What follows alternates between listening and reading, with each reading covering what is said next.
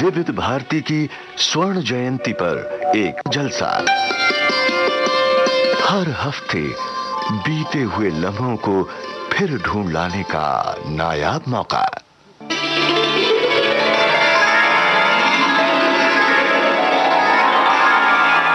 विशेष कार्यक्रम स्वर्ण स्मृति।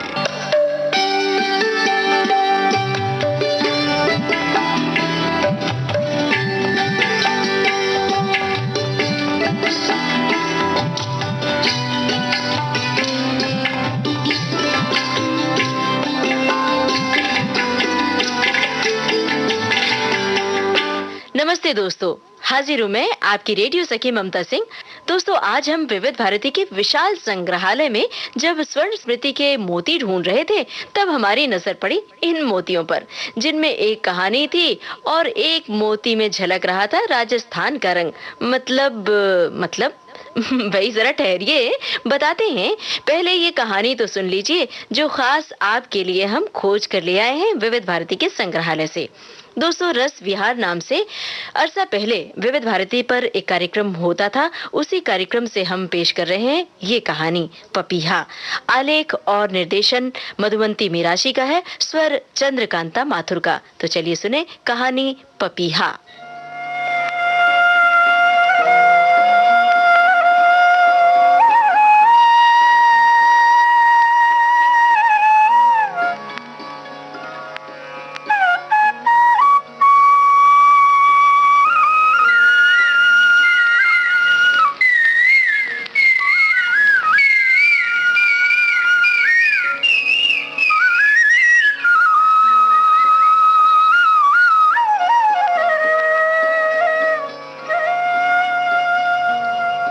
पहले तो हर सांस में महके हुए गुलशन से थी, अब तो हर सांस तूफान नजर आती है।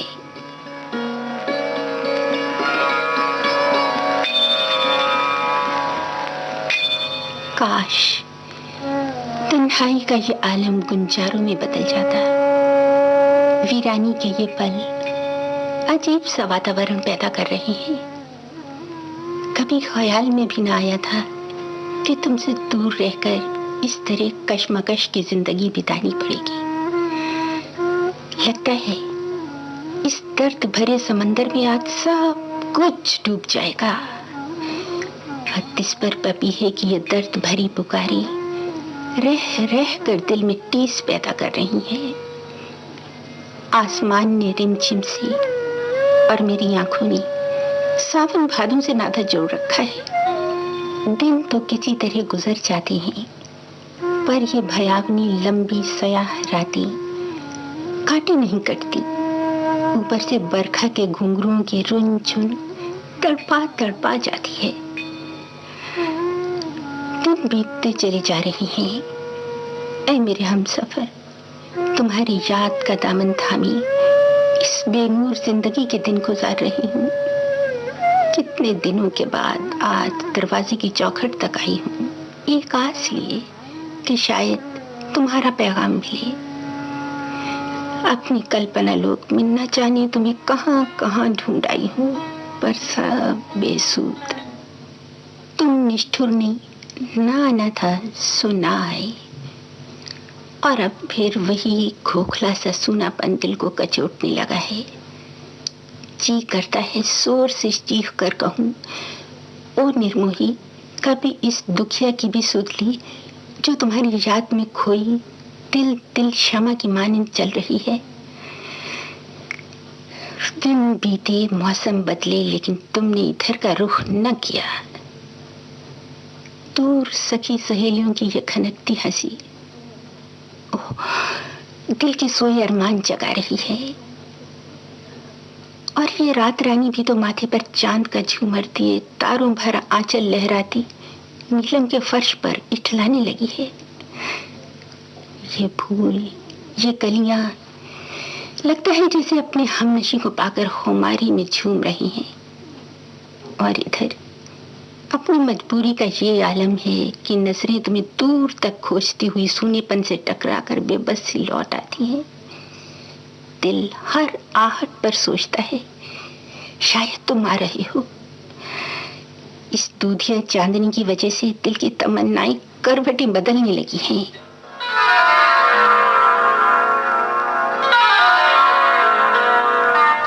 थाम कर एक याद का दामन भटकने चल दिए। अब तलक हमको छला था अपनी ही तकदीर ने, आज हमें खाकाए किस्मत को छलने चल दिए।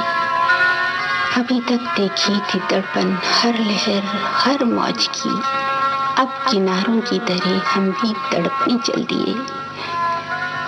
आसमां में चांद तारे रात भर हंसते रहे, आज हम उनकी तरह तन्हा बहकने चल दिए। बोले रे पपी हरा, बोले रे पपी हरा, पीहू पीहू पीहू पीहू पीहू, बोले रे पपी हरा, बोले रे पपी हरा, पीहू पीहू पीहू पीहू पीहू, बोले रे पपी हरा, बोले रे पपी हरा।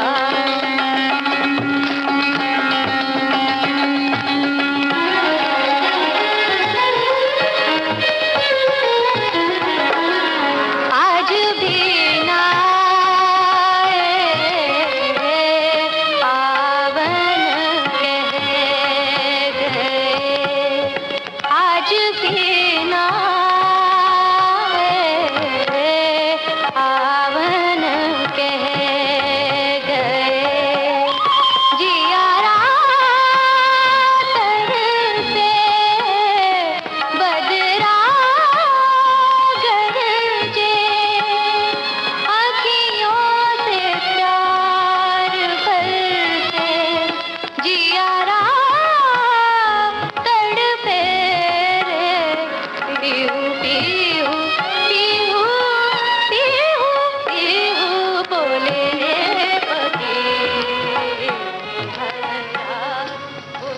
जाने क्यों आज हर दामन रोता हुआ सा नजर आता है। शायद फूलों ने उन्हें महकाने से मुंह मोड़ लिया है। सांझ की लालिमा में भी तो कुछ पीलापन नजर आ रहा है। याद है कभी हमारे लिए संध्या की यही लाली अपने आंचल में खुशियों की सौगातें लिए आती थी, और उस समय अखियों के झरोखों से तुम्हें निहारते निहारते मन अघाता ही न था। नस नस में सांस सांस में तुम्हें तो समाये थे। वो पहला पहला मिलन और तुम्हारी बात करने की हर अदा मेरे दिल की गहराइयों में उतरती चली गई। ऐसा लगा जैसे हवा में सुखद ठंडक खुली और धूप में सुखद ऊष्मा। दिल में प्यार का सागर लहराया और प्रेम प्रीत के भाव उड़ेलने लगा। एक मुलाकात एक से अनेक बन गई। तुम्हें जब से देखा तुम्हारी छवि दिल के दर्पण में समा गई। तब हम हाथों में हाथ दिए बेसुध से कितना दूर निकल जाते थे, पता ही न चलता था। अचानक सिमटती सांझ के सायों से चौंक कर उल्टे पैरों घर का रुख करते। आज भी वो सुहाने पलों की याद रह रह कर तन बदन को सिहरा जाती है। वो अनछुए प्यार के नगमे दिलो दिमाग पर तारी है।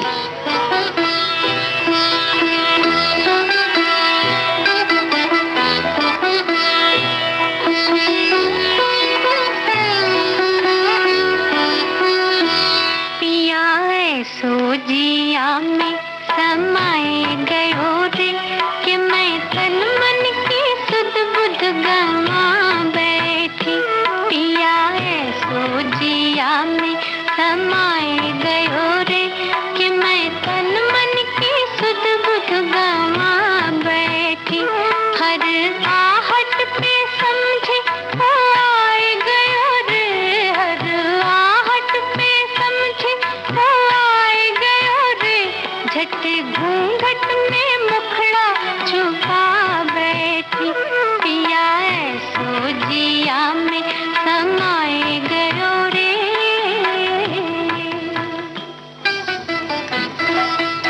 और वो समय भी आया जब दिलों के फासले दूर हुए, मधुर मिलन की बेला आई। ऐसा लगा जैसे प्यार की सरगमी मचल रही हो। तुम्हारी ऊनींदी आंखों के सपने आज चलचित्र की भांति सामने से गुजर रही हैं। तब दुल्हन बने हुए ऐसा प्रतीत हुआ था मानो राधा रानी भी चांद तारों के अलंकारों से जगमगाती मेरे साथ दुल्हन बनी थी। तुम्हारे पांव की हर आहट तन मन में सिहरन पैदा कर रही थी। पलकें लाज के बोझ से झुकी जा रही थी। आंखें एक अनोखे प्यार के एहसास से मूंद गईं। एक मधुर मुस्कान और एक कोमल स्पर्श ने मेरी जिंदगी ही बदल दी। मेरे वीरान चमन में बहार आ गई। हर पल चंदन बन गया। जीवन बगिया महक उठी। फूलों की अलमस्त नजरें और कलियों की बलखाती अलकी प्रीत की मदिरा में झूम उठी। जीवन के तूफानों में डोलते नैया को पतवार का सहारा जो मिल गया था। सांचे में ढला नूर प्यार की झिलमिलाती चांदनी में तराना बन दसों दिशाओं में छा गया। मुस्कुराती जिंदगी संवरने लगी। तुम्हारी मुस्कान के साथ बहारें भी मुस्कुराने लगी थी, जैसे सितारों की उजली कतारें हंसने लगी हों। प्यार के सरस क्षण जीवन की अनमोल निधि बन गए और भावुकता रागिनी का सहारा ले मुखर हो उठी। मिल गए आज मेरे सनम, मिल गए आज मेरे सनम। आज मेरे ज़मीं पर नहीं है कदम, आज मेरे ज़मीं पर नहीं है कदम। मिल गए आज मेरे सनम, मिल गए आज मेरे सनम। तुम्हारी अंतर के नंदनवन में मेरा स्वर्ग बसा था। सखियों की छेड़छाड़ के बीच दिन गुजरते चले गए, पर वो सुनहले रुपहले पल न जाने कब पंख लगाकर उड़ गए। मेरी हर खुशी उस समय हंसते हंसते रोने लगी जब तुम आने का वादा करके चले गए। तभी से मेरा हर पल हर दिन तुम्हारी राह में पलक पामड़े बिछाए हुए है। और आज आकाश में फिर मेघ घुमड़ रहे हैं। वही पपीहे की सदाई हैं जो दिल को छलनी किए दे रही हैं। ऐ सौदाई पंछी, क्या तू भी मुझे रुलाना चाहता है? सच कहती हूँ, मेरे आंसू से तेरी प्यास नहीं बुझेगी।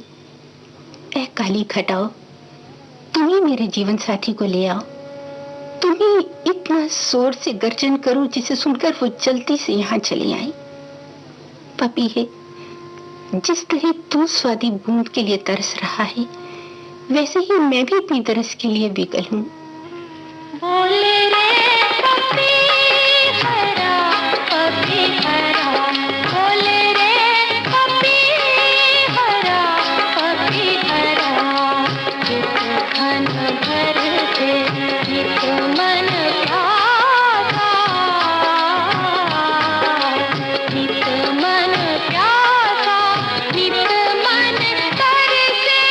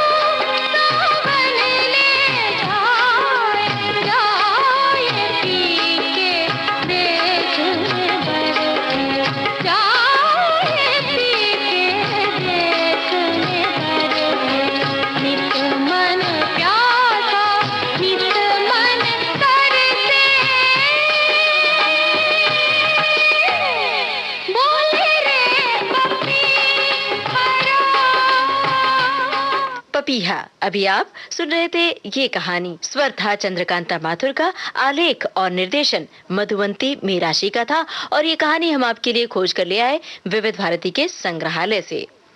हाँ तो दोस्तों, हमने आपसे राजस्थान के मोती का जिक्र किया था। तो भाई कोई पहनने वाले मोती की बात हम थोड़ी न कर रहे हैं। हमने तो इस अनमोल मोती की बात कही थी जिसमें राजस्थान का रंग झलक रहा है। ये हैं राजस्थान के दो सुरीले गायक मोहम्मद अली खां और मोहम्मद गनी खां। तो चलिए सुने मोहम्मद अली और मोहम्मद गनी के युगल स्वरों में ये राजस्थानी गीत।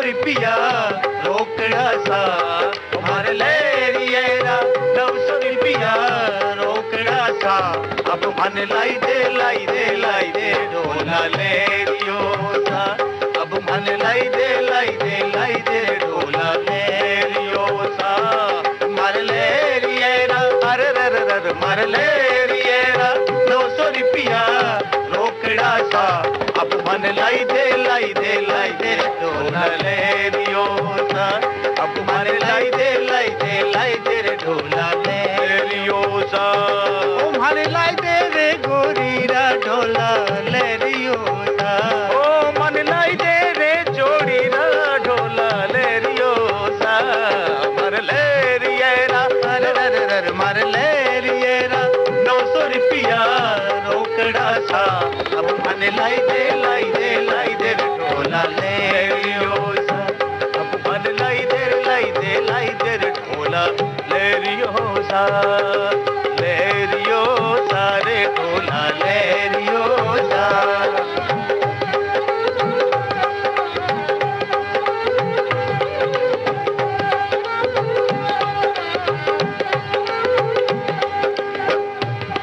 मारा ससुरो जी तो दिल्ली के राजवी सा मारो ससुरो जी रे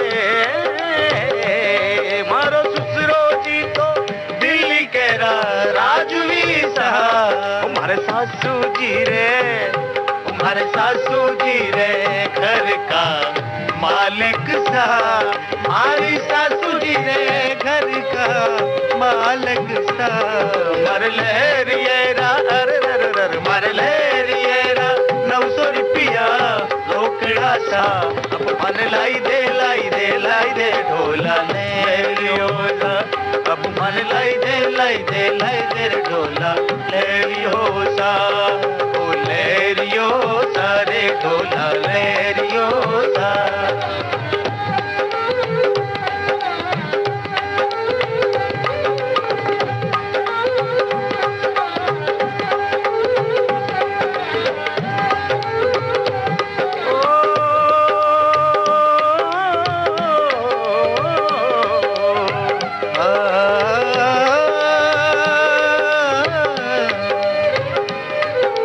साजन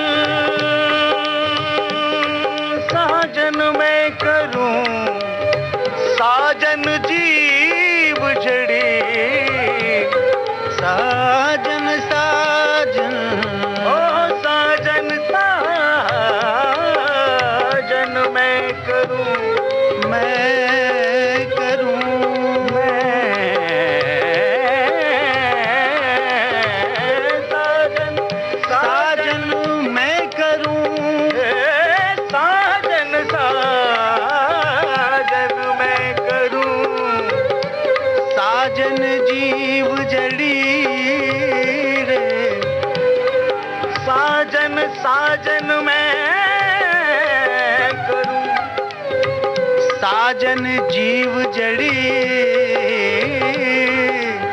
साजन लिख लूं चूड़ ले, वो पछे बाँचूं खड़ी घड़ी। ओ मार लेरिएरा, अरे अरे अरे मार लेरिएरा, 900 रुपया रोकड़ा सा, अब मन लाई दे लाई दे लाई दे डोला लेरियो सा, अब मन लाई दे लाई दे लाई दे डोला लेरियो सा। ओ मन लाई दे रे गोरीरा डोला लेरियो सा, ओ मन लाई दे रे जोड़ीरा ढोला लेरियो सा, मार लेरिएरा।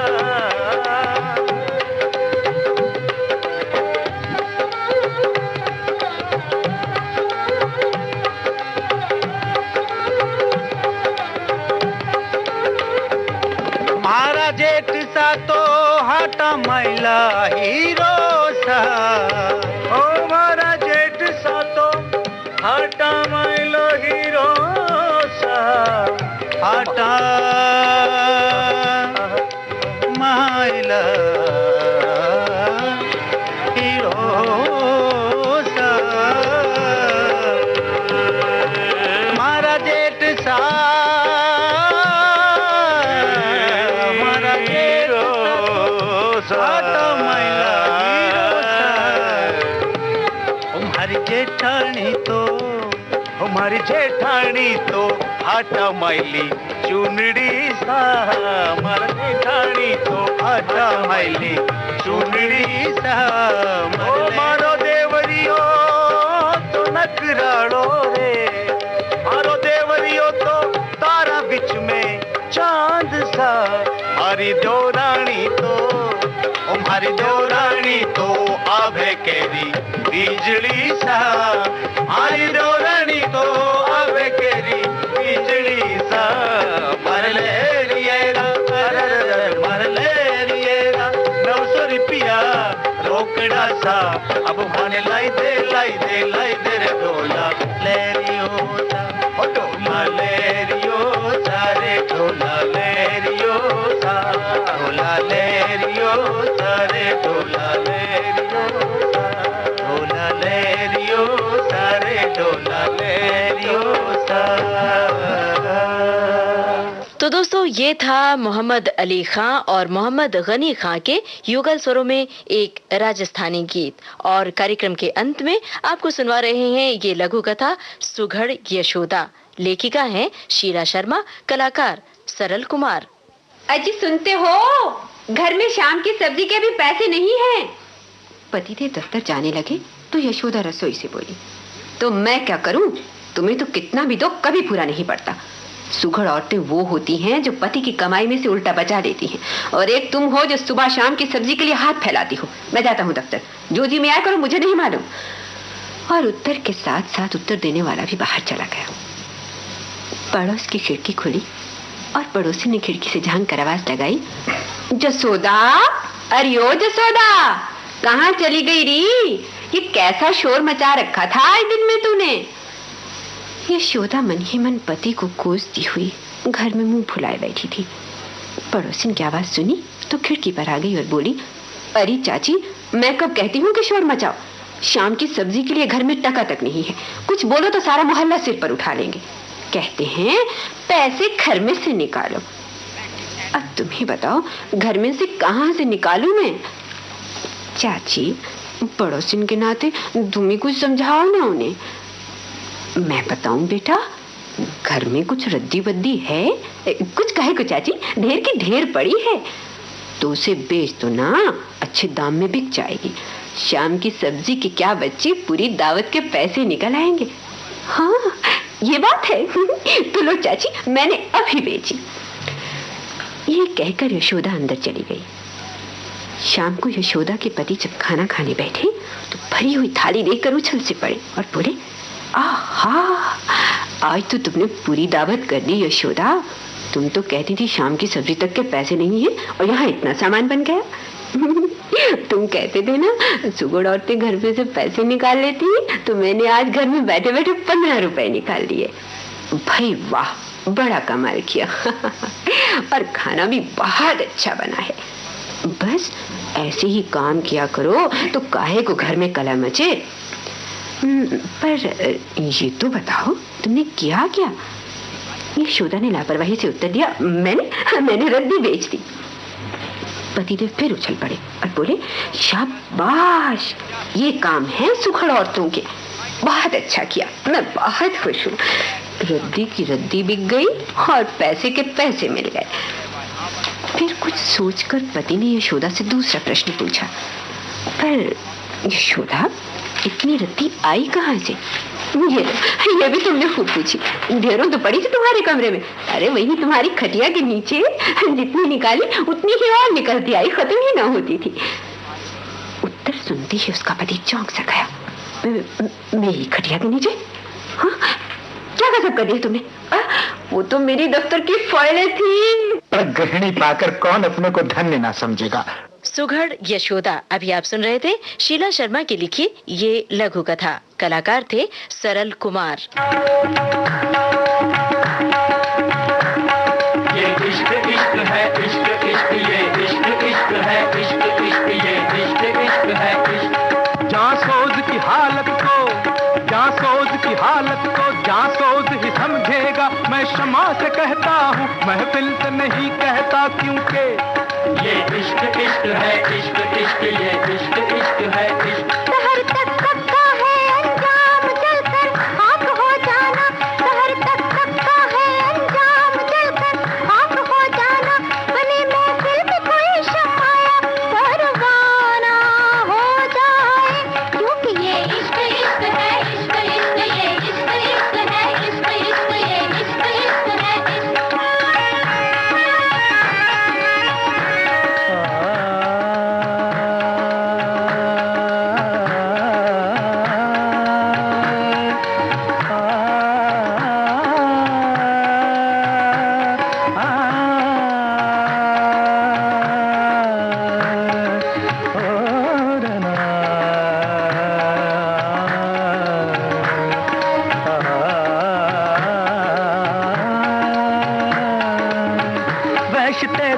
रसनोदार से रोकी ना गई, किसी खंजर किसी तलवार से रोकी ना गई। इश्क मजनू की वो आवाज है जिसके आगे कोई लैला किसी दीवार से रोकी ना गई, क्योंकि ये इश्क इश्क है, इश्क इश्क ये इश्क इश्क है, इश्क इश्क ये इश्क इश्क है। वो हंस के अगर मांगे तो हम जान भी दे दें, वो हंस के अगर मांगे तो हम जान भी दे दें।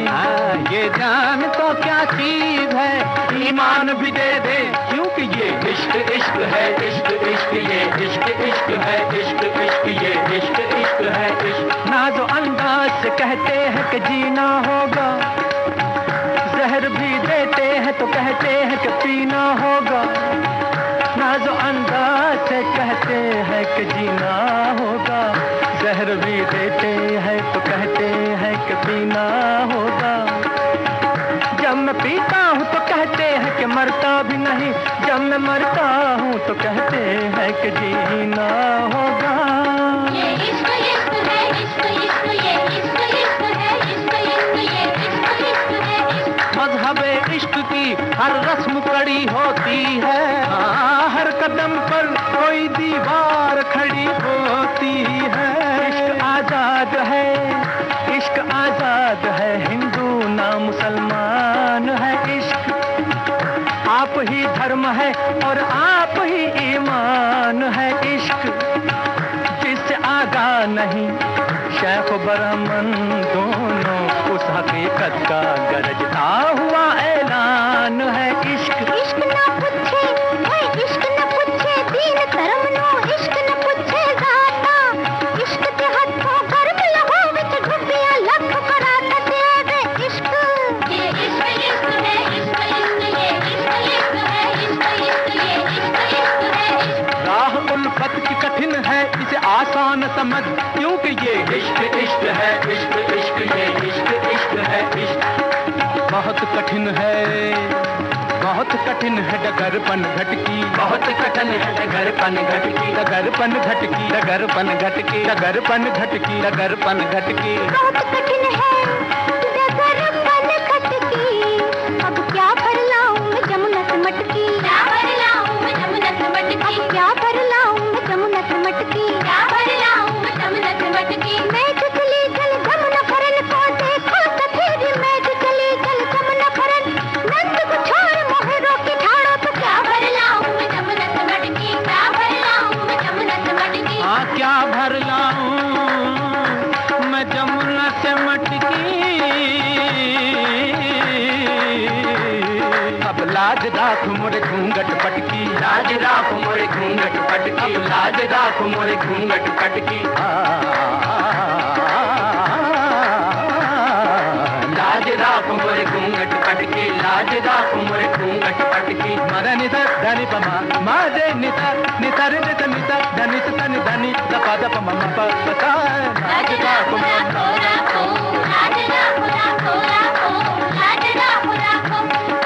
जब जब कृष्ण की बंसी बाजी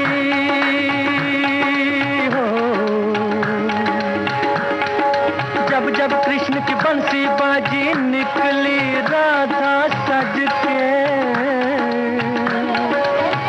जान अजान का ध्यान भुला के, लोक लाज को तज के,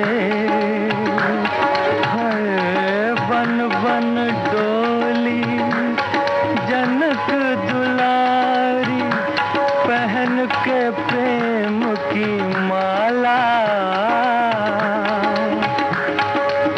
दर्शन जल की प्यासी मीरा, पी गई विष का प्याला और फिर अर्ज करी के लाज राखो राखो राखो, लाज राखो देखो देखो, लाज राखो राखो, लाज राखो राखो, लाज राखो राखो।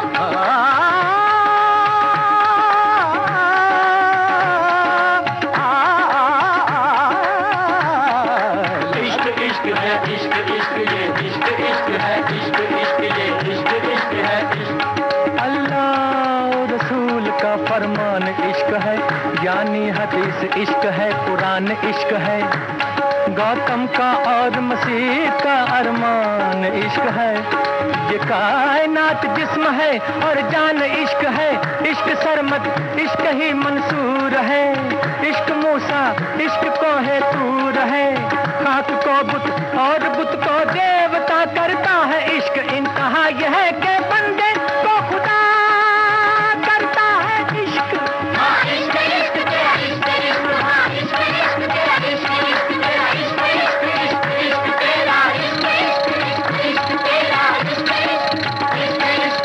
इश्क इश्क इश्क इश्क। दोस्तों, स्वर्ण स्मृति के सुनहरे मोती इकट्ठे करते हुए विविध भारती के संग्रहालय में ऐसे अनमोल मोती हैं जिनकी चमक हम आप तक पहुंचाते हैं स्वर्ण स्मृति कार्यक्रम के जरिए। एक चमकीली और अनमोल रिकॉर्डिंग आज हम खोज कर ले आए हैं, जिसकी सुरीली तान से आप सबका मन सुरीला हो जाएगा। चलिए पहेलियां बुझाना बंद करती हूं और आपको सुनवाती हूं सुप्रसिद्ध बांसुरी वादक और संगीतकार रघुनाथ सेठ से विजय चौधरी की बातचीत। आपसे बातें तो बहुत सी करनी है, लेकिन बांसुरी वाली बात मैं समझता हूं कि लोग काफी कुछ जानते हैं बांसुरी वादक के रूप को आपके, तो हम आपके संगीतकार की बात ज्यादा करेंगे। जी बहुत अच्छा। अच्छा, एक तो सबसे पहले सवाल मुझे ये करना है कि किसी भी संगीतकार में क्या क्या गुण होने चाहिए? आप किसी आदर्श संगीतकार में क्या क्या चाहते हैं? संगीतकार होने के नाते हमको धुन बनाना पड़ती है, गीतों की धुन। इसका मतलब ये होता है कि हमें गीत से पूरी तरह वाकफियत होना चाहिए, न कि केवल शब्द ही, यानी भाषा और भाषा के अलावा उस भाषा का साहित्य और संगीत जी, इन दोनों की पूरी तरह से नॉलेज, यानी कहना चाहिए कि आप अगर शास्त्रीय संगीतज्ञ हैं तो राग रागनी ठीक है, लेकिन इसके अलावा भी एक और किस्म का स्किल ज़रूरी होता है जो इसके दायरे से अलग हट के सुन सके, समझ सके जी, तो उसको भी करना ज़्यादा ज़रूरी होता है। यानी भाषा का भी अच्छा ज्ञान होना चाहिए, भाव भी समझने के योग्य होना चाहिए जी। अच्छा, और एक बात ये होती है कि एक गाना आपने मान लीजिए कंपोज किया है फिल्म के लिए जी। और वही गाना आपने कंपोज किया रेडियो के लिए या समझिए किसी प्राइवेट रिकॉर्ड के लिए, तो दोनों की अप्रोच में कुछ फर्क होता है क्या? डेफिनेटली फ़र्क होता है, इसलिए कि जो फिल्म के लिए गाना होता है वो कंडीशनड होता है सिचुएशन के हिसाब से। जी। वहाँ क्या आपकी सिचुएशन है, आप कैसा उस तरह से, आपकी क्या आवश्यकता है, हैप्पी है या सैड है। कभी कभी शब्द जो हैं वो किसी तरह से और डिनोट करते हैं, कुछ और भाव दिखाते हैं, लेकिन सिचुएशन कुछ और भी होती है। ऐसा भी अक्सर होता है। मेरा कहने का मतलब ये कि मेन आपको ये ध्यान रखना होता है कि वहाँ सिचुएशन क्या है। जी। और जब रेडियो का गाना करना होता है तो केवल शब्दों के ऊपर गौर करना होता है और फ्री इमेजिनेशन करना होता है। जी। लेकिन इसके अलावा भी और कई बातें ज़रूरी पड़ती हैं। जब आप गाना कंपोज करते हैं तो आपको ये ध्यान करना पड़ता है कि आप के गाने वाले कैसे हैं, उनकी क्षमता कहाँ तक है जी। और आपके को जो वाद्य मिल रहे हैं उनके बजाने की क्षमता कहाँ तक है, आपकी रिकॉर्डिंग सुविधाएं कहाँ तक हैं, उसके ऊपर भी डिपेंड करता है। सबसे अच्छा इस्तेमाल आप कैसे कर पाए। तो ये सब भाषा तो आवश्यक होती अच्छा, ही भाषा है। पर मैं बीच में जरा टोक रहा हूँ। भाषा पर एक सवाल बड़ा जरूरी है, वो ये कि अक्सर हम देखते हैं कि शब्दों का सही निर्वाह गीतों में नहीं मिलता। यानी एक तो उसका रूप ही बिगड़ जाता है। अक्सर हम देखते हैं कि कवि जो है वो कवि हो जाता है, कविता कविता हो जाती है, और इसी तरह की बातें आपको अक्सर मिलती हैं। तो इसको आप कहाँ तक उचित मानते हैं? मैं तो यही कहूँगा कि भाषा की स्टडी करना तो बहुत ही आवश्यक है। उसका अध्ययन, अगर आपको ये मालूम ही नहीं है कि ह्रस्व और दीर्घ में क्या फर्क है, जी। कौन शब्द कहाँ पर ह्रस्व है, कहाँ पर दीर्घ है, तब आप डेफिनेटली ये गलती करेंगे। जी। और अगर मालूम है आपको और आप इसके फर्क को समझते हैं तो डेफिनेटली आप इसका ध्यान रखेंगे। और किसी भी शब्द को कहाँ तोड़ना चाहिए, कहाँ उसका अगला शब्द क्या है, उससे वो जब मिलता है तो उसका रूप क्या हो जाता है, इन बातों को मैं समझता हूँ ध्यान रखना अभी चाहिए। जैसे आप कहिए कि आ शब्द जब स्टार्ट होता है तो अक्सर लोगों का, वैसे भी आपको ये ध्यान देना चाहिए। जैसे आकाश शुरू किया जी। तो सारा और आकाश, अगर ये दोनों सारा आकाश आपने एक साथ कह देंगे तो अक्सर देखते हैं सारा आकाश हो जाता है, सारा या आकाश हो जाता है। आकाश तो छोड़िए आप, ये आकाश हो जाता है। तो ये कभी कभी अपने अपने रीजन का भी असर होता है कि अगर हम किसी पर्टिकुलर एरिया को बिलोंग करते हैं तो उस हिसाब से भी प्रोनाउंसिएशन के डिफेक्ट्स होते हैं, वो भी ठीक किए जा सकते हैं अगर आपको पता है तो। जी। अच्छा रघुनाथ जी, आप आकाशवाणी से भी बहुत मुद्दत तक संलग्न रहे हैं और आपने आकाशवाणी में रहते हुए तकरीबन 1000 कंपोजिशंस या उससे भी ज्यादा की होंगी। तो उसमें आपने कुछ ऐसे नए प्रयोग भी किए जो आपको याद आते हैं इस वक्त? हाँ, मैं नए प्रयोग तो जो किए उसके बारे में मैं बताता हूँ, लेकिन मुझे इससे भी अच्छा एक एग्जाम्पल याद आ रहा है जी। कि मैंने एक वो भजन रिकॉर्ड किया था सूरदास का जी। उसमें 3-4 आदमी गाने वाले थे जी। सने वो मनमूरख जन्म गंवायो कर अभिमान विषय सो राच्यो, ये विषय शब्द के बारे में। तो 5 प्रोविंस के 4 प्रोविंस के लोग थे जी। मैं नाम नहीं बताऊंगा, लेकिन क्या हुआ था कि एक पंजाब का था तो वो तो विषय बोलता था। अच्छा। और एक बंगाली था वो विषय बोलता था जी। और तीसरा महाराष्ट्र का था वो विषय बोलता था। तो ये इसको मतलब ये अपनी अपनी जो एरिया का है आंचलिकता है। हाँ, वो तो उसको संभालना चाहिए। आपका अपना ध्यान उस तरफ भी होना चाहिए। खैर आप क्या पूछ रहे थे? मैं ये पूछ रहा था कि आकाशवाणी के गीतों में आपने, या यूं भी कहीं इसके बाहर के भी अगर हम समझें, तो कुछ नए प्रयोग आपने ऐसे किए जो आपके बाद में और लोगों ने जिनको स्वीकार किया और अपने गानों में रखा? मैंने बहुत पहले 1960 में दिल्ली रेडियो में सुपर इम्पोज करके एक ही आर्टिस्ट का गाना जी, यानी सोलो सिंगिंग को एक कोरस का रूप दिया था। अच्छा। और उसको सुपर इम्पोज करके यानी गाया हुआ एक ही कलाकार का और उसी की आवाज दोबारा और इस तरह से कि वही आदमी हमिंग कर रहा है और वही शब्द बोल रहा है एक साथ ही। इस तरह से ओवरलैपिंग्स वगैरह ये सब करके हमने एक कोरस का रूप दिया था एक कलाकार द्वारा। तकरीबन कितने साल पहले की बात? 1960 में। 1960 दिल्ली रेडियो में। यानी अब से 20 साल पहले ये प्रयोग आप कर चुके थे। अच्छा, एक बात खास ये है रघुनाथ जी कि आप तो विश्वविख्यात बांसुरी वादक हैं और संगीतकार भी आप हैं इस वक्त, और आपके अलावा भी बहुत से ऐसे महान संगीतकार बनने की ख्वाहिश रखने वाले लोग हैं जो कि बहुत अच्छे वादक हैं। वादक पहले, संगीतकार बाद में है। तो एक बात अक्सर ये देखने में आई है कि बहुत अच्छा जो परफॉर्मर है वो बहुत अच्छा संगीतकार तो शायद हो, लेकिन लोकप्रिय उतना नहीं हो पाया, कोई भी नहीं हो पाया अब तक, मैं समझता हूँ। इसकी क्या वजह समझते हैं आप? नहीं, अगर जिसकी चीजें जन जन गाए गुनगुनाए। मैं ये कहना चाहता हूँ कि अगर आपका दृष्टिकोण संकुचित हो जाता है, यानी ये सोचिए आप क्लासिकल म्यूजिशियन हैं जी, और शास्त्रीय संगीत बहुत अच्छा जानते हैं, तो आप उसका प्रयोग हर जगह नहीं कर सकते जी। आपको उस दायरे से निकल करके भी अलग सोचना पड़ेगा जी कि आपका जो आप गीत का धुन देने जा रहे हैं उसकी क्या डिमांड है, वो क्या चीज वहां पर चाहिए है जी। तो अगर वो, मान लीजिए, मेरा कहने का ये मतलब है कि अगर कोई सिचुएशन ऐसी है कि कोई बहुत दुखद पूर्ण सिचुएशन है और आप सितार बजाने वाले हैं और आपके दिमाग में यही है कि सितार सबसे अच्छी चीज है तो हम सितार ही बजाएंगे, तो यूं आप ये समझ लीजिए कि सितार वहां पर दुखद भावना को सामने निकालने के लिए इतना अच्छा इंस्ट्रूमेंट नहीं हो सकता जैसे कि सरंगी या चेलो या ऐसे जो लंबे, एक तरह से एक लंबे सुर को जैसे शहनाई बोले या इस तरह के सस्टेन करने वाले वाद्य हैं जी।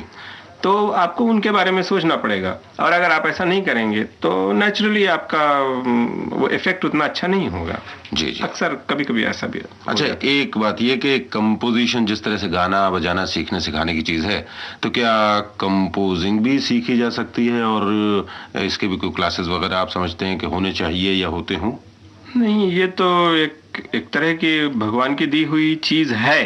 यानी भारत में तो ये कहना चाहिए कि जो संगीतज्ञ होता है, कोई भी म्यूजिशियन होता है, तो वो एक इनहेरेंट उसमें थोड़ी सी कंपोज करने की क्वालिटी होती है जी, ये अवश्य है। अच्छा, यहाँ एक शंका है रघुनाथ जी मेरी, वो ये कि यूं तो गायक भी पैदाइशी होता है, वादक भी पैदाइशी होता है, वो अपनी कला को निखारते हैं अपने अध्ययन से और अपने अभ्यास से, तो क्या कंपोजर भी जो कि होता तो पैदाइशी ही है, वो अपने अभ्यास से, अपनी मेहनत से अपनी कंपोजिशन को निखार सकता है? क्यों नहीं, उसमें उसके इर्द गिर्द उसका वातावरण कैसा है, उसमें से वो सब चीजें ढूंढ सकता है, अपने आंख और कान खुले रख करके उनके अनुभव से अपने जो कुछ भी काम है उसको बढ़ा सकता है, उसमें उन्नति कर सकता है। जी जी। अब बात है साहब फिल्म में ऑर्केस्ट्रा के बारे में। देखिए, मैं पुरानी बात याद कर रहा हूँ, एक वक्त ऐसा था जबकि एक ही माइक पर सारी बातें हुआ करती थी, यानी जो बजाने वाले हैं वो भी उसी माइक पर और गाने वाला भी उसी माइक पर, और वो बजाने वाले बजाते बजाते अपना पीस फिर हट जाते थे, गाने वाले को जगह देते थे, फिर वो शुरू हो जाता था, फिर जिसका पीस है वो आगे आ जाता था। तो एक बात तो उस समय इतनी सीमाओं में रह के जो गाने बने वो बड़े खूबसूरत हैं जी। और आज हमारे पास बहुत सुविधाएं हैं, तरह तरह की बातें हैं, यानी 10-10 चैनल्स पर अलग अलग रिकॉर्डिंग होती है, उसको आप किसी को भी बाद में निकाल सकते हैं या कुछ और जोड़ सकते हैं, इतनी सुविधाएं हैं। ठीक। तो उस सूरत में हम देखते हैं कि गानों में कंपोजिंग के हिसाब से मैं कह रहा हूं कि वो मिठास जो पहले इतनी सीमित बातों में रहते हुए होती थी, उसमें कुछ कमी पाते हैं क्या आप आज? हाँ, इसको ये हम जरूर कहेंगे कि आजकल ऑर्केस्ट्रेशन पहले तो इसलिए केवल होता था कि गाने वाले को थोड़ा मदद, रेस्ट दे जी, और इसके अलावा एक एम्बलिशमेंट इन दी ट्यून जी। अच्छा, लेकिन आजकल क्या हो रहा है, धीरे धीरे जो इंस्ट्रूमेंटेशन है उसको प्राथमिकता मिलती जा रही है, मतलब बहुत ज्यादा होता जा रहा है और ट्यून की तरफ ध्यान थोड़ा कम होता जा रहा है, या कम नहीं कहेंगे बल्कि एक ट्रेंड कुछ ऐसा होता जा रहा है कि रिदम टाइप के गाने और एक मेलोडी को थोड़ा सा यानी उसको कम पीछे की जगह मिल गई है और रिदम आगे आ गई है। इसको आप उचित मानते हैं या नहीं? हाँ, मैं तो नहीं उचित मानता। अच्छा, यानी गाने की मेलोडी जो है वो पहली शर्त है। पहली शर्त। अब हैवी ऑर्केस्ट्रा इससे जुड़ी हुई बात है, इसका इस्तेमाल जो है आप किसी स्थिति में क्या उचित मानते हैं या कहीं नहीं होना चाहिए? नहीं, हो सकता है, क्यों नहीं। बैकग्राउंड म्यूजिक में आप जहां पर आवश्यकता हो अवश्य आप 100 इंस्ट्रूमेंट 150 इंस्ट्रूमेंट इस्तेमाल कीजिए, अगर आपके पास सुविधा है तो। अच्छा, आपको कभी ख्याल है कि आपने कभी ज्यादा साज इस्तेमाल किए हो किसी जगह? मैंने अपने फिर भी फिल्म में तो बहुत कम किए थे, लेकिन एक और फिल्म आई थी जो संजोग से रिलीज नहीं हुई, उसमें मैंने किए थे काफी, कोई समझ लीजिए करीब 30-35 वायलिन वगैरह किए थे और पूरा ऑर्केस्ट्रा लेके किया था। यानी आपकी बात से मतलब ये निकाला जाए तो गलत नहीं होगा कि अगर सिचुएशन की डिमांड है तो फिर आप ज्यादा भी इस्तेमाल करें, कोई हर्ज नहीं है, लेकिन इसको एक आप यही मान के चलेंगे साहब अगर हम 100 इंस्ट्रूमेंट्स नहीं इस्तेमाल करें तो हमें बड़ा संगीतकार कोई नहीं मानेगा, ऐसी बात नहीं है। अक्सर ऐसे ही होता है कि अगर 100 आदमियों ने 100 वायलिन ने खाली सा लगा दिया तो लोग आहा कर देते हैं, तारीफ हो जाती है। अच्छा साहब, अब ये बताइए कि गाने की सफलता में और गाने के बनने में किन किन लोगों का खास हाथ रहता है? मैं गीतकार और संगीतकार की बात नहीं कह रहा, क्योंकि ये तो होते ही हैं, गायक भी होता ही है। इसके अलावा भी कुछ चीजें आजकल बड़ी उभर के सामने आई हैं, मसलन अरेंजर। ये अरेंजर आम आदमी नहीं जानता, मैं चाहूंगा कि आप ये बता दें जरा क्या होता है अरेंजर के बारे में। एक विशेष बात ये होती है कि वो दोनों नोटेशंस, यानी अपना जो स्टाफ नोटेशन विदेशी पद्धति का नोटेशन है वो भी जानता है और हिंदुस्तानी भी जानता है जी। तो वो सबको पूरे ऑर्केस्ट्रा को पूरा कंट्रोल कर सकता है, सबको समझा सकता है। इसलिए उसका थोड़ा महत्व बढ़ जाता है जी। लेकिन फिर भी मैं तो ये कहूँगा कि संगीत निर्देशक का अपना दायित्व तो होता है कि अपने एंगल से वो पूरे पिक्चर में म्यूजिक दे। तो ज़्यादा इम्पोर्टेंट तो संगीत निर्देशक ही है, आप अरेंजर को इतना इम्पोर्टेंट तो नहीं कह सकते। नहीं, मैं ये कह रहा था कि एक तो खत आपके हाथ में दे दिया गया जी, और एक किसी ने लिखा, तो जिसके हाथ में दे दिया गया उसने पढ़ के सुना दिया। तो ये बात जो आपने कही वो शायद वैसी ही है कि तैयार तो संगीत निर्देशक ने किया और उसको एग्जीक्यूट कराने में अरेंजर ने मदद की, किसको क्या करना है ये उसने समझाया, बताया और एक सही शक्ल उसको देने में मदद की। तो यहाँ तक तो आप, मैं समझता हूँ, उचित मानते हैं। लेकिन गाना बनाया किसी ने और उसके बाद ये अरेंजमेंट जो है, इंटरल्यूड म्यूजिक है, प्रिल्यूड है, ये सारे बंदोबस्त करने वाले और लोग हों, इस बात को आप कहाँ तक उचित मानते हैं? मैं अनुचित मानता हूँ, क्योंकि व्यू पॉइंट तो संगीत निर्देशक का अपना ही होना चाहिए जी। क्योंकि एक अरेंजर होता है, 10 लोगों का काम करता है और उसको भाग दौड़ रहती है और उसको सिर्फ अगर आप एक गीत रिकॉर्ड कर रहे हैं तो खाली गीत के ही बारे में उसको पता है, जबकि आप संगीत निर्देशक एक फिल्म के हैं तो पूरी फिल्म को इन टोटलिटी आप ध्यान में रखते हैं, तो उस हिसाब से आप संगीत देते हैं। तो अगर आप टोटली एक अरेंजर के ऊपर आप छोड़ देंगे तो हो सकता है कि जो एक्चुअली फिल्म में चाहिए है वो ना आए। अच्छा, इस बात की वजह क्या आप ये नहीं मानते कि लोगों के पास वक्त, जिनके पास कम होता है और जो ज्यादा काम करते हैं वो फिर मजबूर हो जाते हैं इसके लिए? इसका दूसरा पहलू है वो इस तरह से मैं ये कहूंगा कि व्यावसायिकता की ओर लोग ध्यान ज्यादा देते हैं, क्योंकि गाने हिट होते हैं इसलिए गानों की तरफ तो ध्यान दे देते हैं, लेकिन बैकग्राउंड म्यूजिक की तरफ ध्यान कौन देता है, उससे क्या फायदा होता है? जी जी जी। इसलिए वो सब अरेंजर के ऊपर छोड़ देते हैं। अच्छा रघुनाथ जी, बहुत बहुत धन्यवाद आपका कि आपने हमारे स्टूडियोज में आने की जहमत फरमाई और हमारे सुनने वालों को बहुत अच्छी और उपयोगी बातें बताई, बहुत आसान ढंग से। बहुत बहुत धन्यवाद। तो दोस्तों, अभी आप सुन रहे थे सुप्रसिद्ध बांसुरी वादक और संगीतकार रघुनाथ सेठ से विजय चौधरी की ये बातचीत। ये रिकॉर्डिंग हम आपके लिए खोज कर ले आए विविध भारती के संग्रहालय से। दोस्तों, हसन कमाल पत्रकारिता की दुनिया से फिल्मों की दुनिया में आए हैं। एक युवा और प्रतिभाशाली शायर के तौर पर उन्होंने खूब नाम कमाया है। बाद में फिल्मों में उनके कुछ चर्चित नगमे भी आए। नगमा तो हम आपको बाद में सुनवाएंगे, पहले सुनिए हसन कमाल की शायरी उन्हीं की ज़बानी। एक नज्म सुनाने की इजाज़त चाहता हूँ। नज्म का उन्वान है एक ख़त। ये ख़त एक बड़े शहर ने एक छोटे से गांव के नाम लिखा है। मुलाहिज़ा फरमाइए।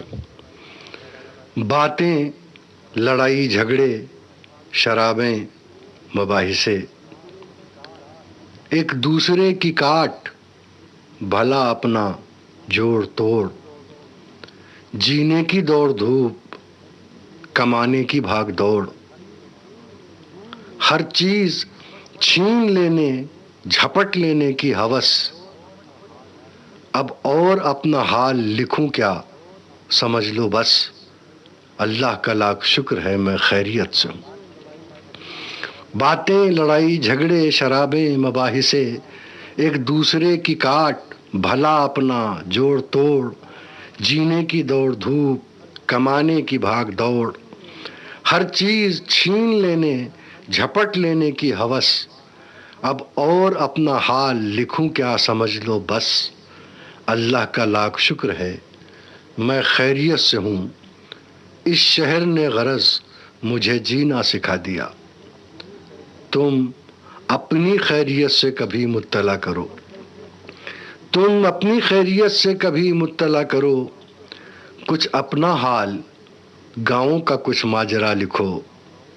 सावन में अब भी खेत नहाते हैं या नहीं, फसलें कटें तो शोर मचाते हैं या नहीं, रातें थपक थपक के सुलाती हैं या नहीं, पनघट पे आके सुबह नहाती हैं या नहीं।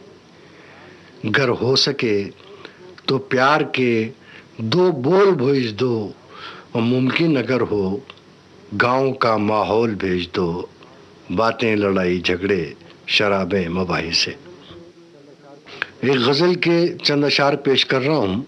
इस गज़ल में ख़ास बात यह है कि गज़ल उर्दू की है, स्टाइल हिंदी का है।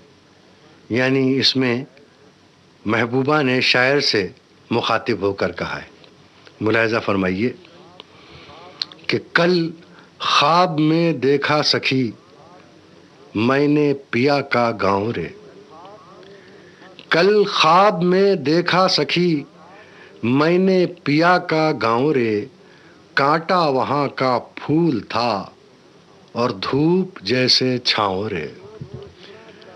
जो देखना चाहे उन्हें आकर मुझी को देख ले, जो देखना चाहे उन्हें आकर मुझी को देख ले, उनका मेरा एक रूप रे, उनका मेरा एक नाव रे। जो देखना चाहे उन्हें आकर मुझी को देख ले, जो देखना चाहे उन्हें आकर मुझी को देख ले, उनका मेरा एक रूप रे, उनका मेरा एक नाव रे। वो है साथ यूं दिन रात का कंगना से जैसे हाथ का, है साथ यूं दिन रात का कंगना से जैसे हाथ का, और दिल याद में उलझा है यूं पायल में जैसे पाँव रे।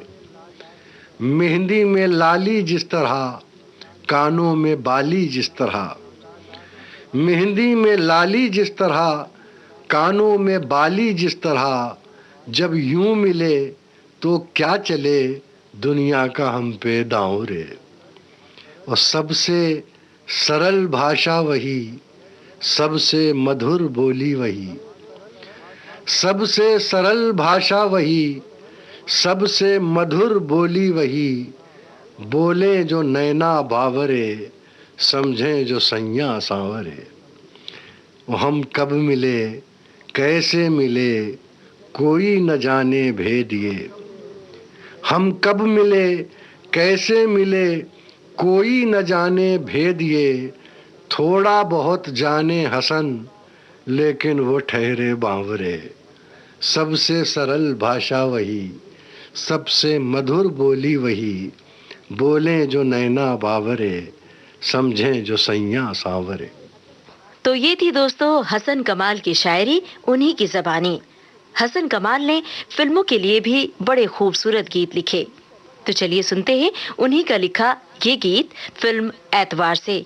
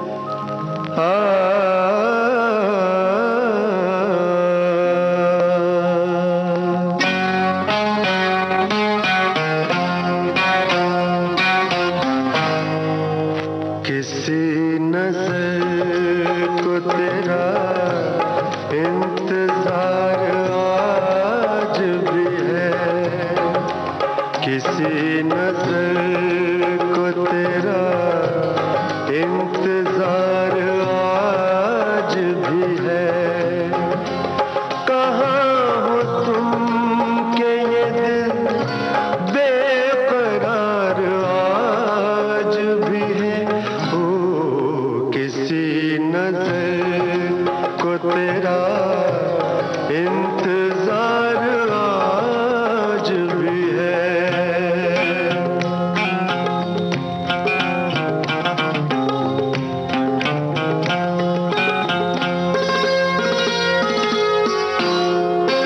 वो वादियाँ, वो फज़ाएं कि हम मिले थे जहाँ,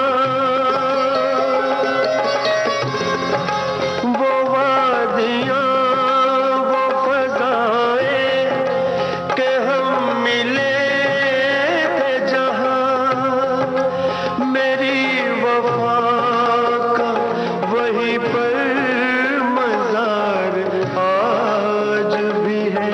हो किसी नज़र को तेरा इंतज़ार आज भी है।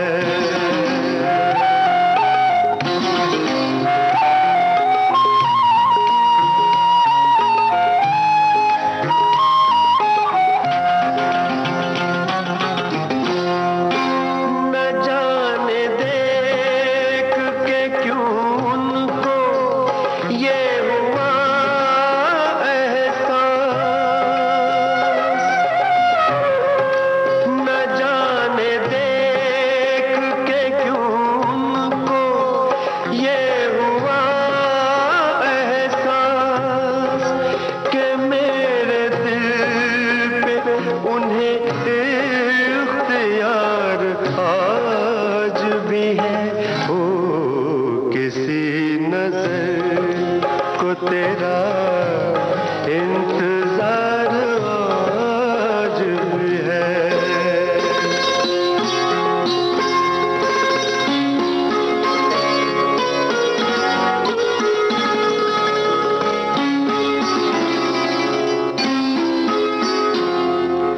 वो प्यार जिसके लिए हमने छोड़ दी दुनिया, वो प्यार जिसके लिए हमने छोड़ दी दुनिया, वफा की राह में घायल वो प्यार आज भी है। हो वो प्यार जिसके लिए हमने छोड़ दी दुनिया।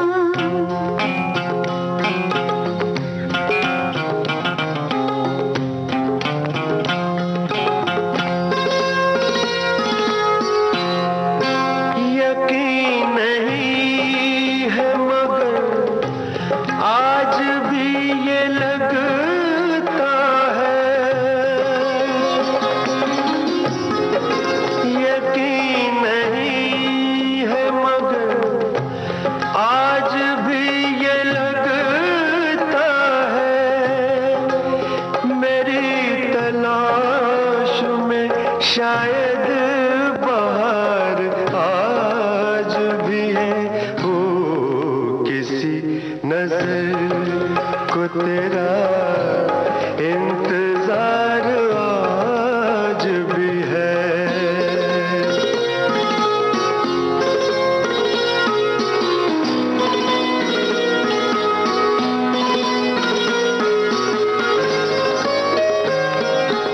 हसन कमाल का लिखा ये गीत अभी आप सुन रहे थे फिल्म एतवार से। और दोस्तों, इसी के साथ आज का स्वर्ण स्मृति का अंक समाप्त होता है। अपनी रेडियो सखी ममता सिंह को दीजिए इजाजत। नमस्कार। स्वर्ण स्मृतियों का ये सिलसिला आज यहीं तक।